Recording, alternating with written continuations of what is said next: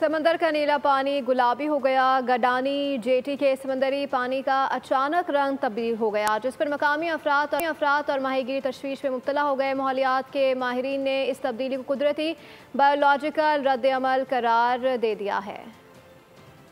आपको अपडेट कर रहे हैं। समंदर का नीला पानी गुलाबी हो गया। गडानी जेटी के समंदरी पानी का अचानक रंग तब्दील हो गया, जिस पर मकामी अफराद और माहीगीर तफ्तीश में मुब्तला हैं। माहौलियात के माहिरीन ने इस तब्दीली को कुदरती बायोलॉजिकल रद्द-ए-अमल करार दे दिया।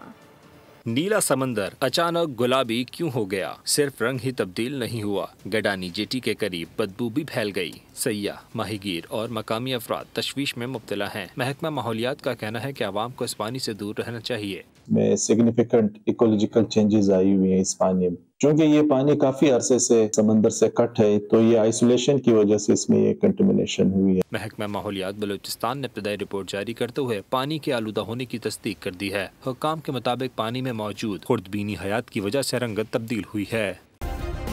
सब्सक्राइब करें और बेल दबाएं ताकि कोई खबर रह न जाए।